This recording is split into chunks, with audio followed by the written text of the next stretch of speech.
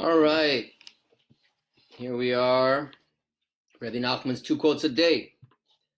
While praying, listen to the words very carefully. When your heart is attentive, your entire being enters your prayer without you having to force it.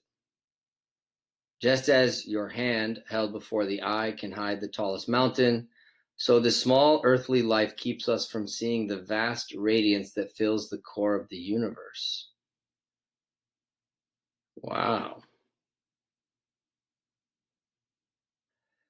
So this first one that our holy friend sent us here is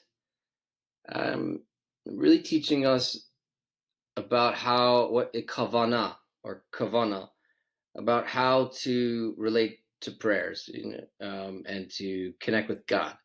While praying, listen to the words very carefully. So whether we're saying the Shemona Esrei or a meditation or personal prayer, there seems to be there's two elements. There's the observing self, right? While praying, listen to the words. Well, who's saying the words? I am, but I'm listening. So I'm listening to me say words.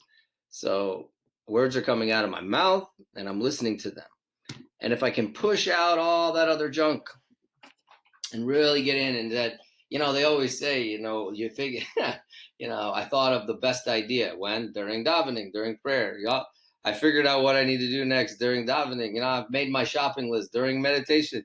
There's like a magnet that the moment that you want to focus on this, all the other stuff comes in. So, but if we can just sort of let that stuff slide out and really focus on the words, then you don't have to do anything, and then you just get pulled in right away. That's great. We just get sucked in, and it's great because then you can really feel some level of holiness and kedusha, and it's a very, very pleasant and wonderful way to connect.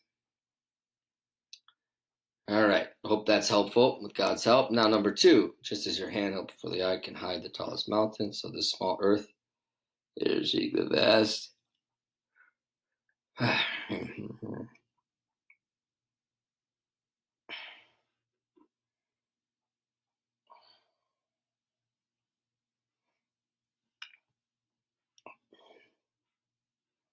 That's so deep, isn't it? Just as your hand held before your eye can hide the tallest mountain, so this small earthly life keeps us from seeing the vast radiance that fills the core of the universe. Now listen, we all live in our little fish tank worlds, and I think with coronavirus, it's all the more so. We're in these little fish tank families, which is great and difficult.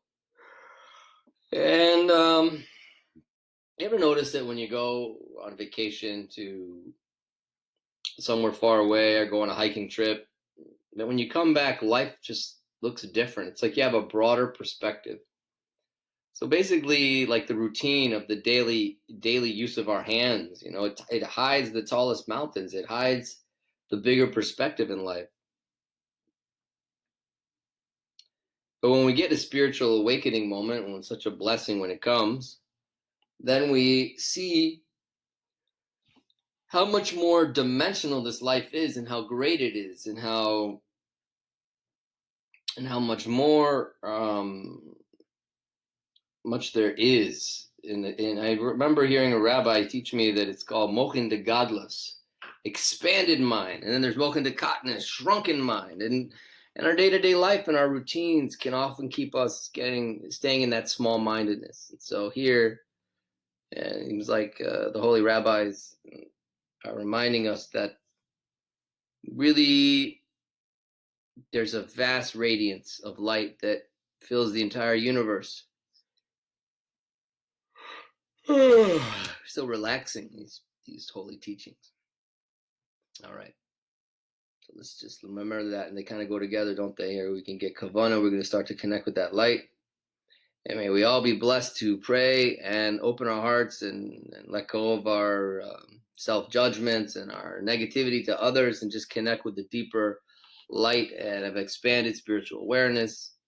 I pray in the schools of all these holy tzaddikim that they should help us in our avos, that everybody gets spiritual awareness. It's Sunday, so hopefully for the whole week. All right. Take care.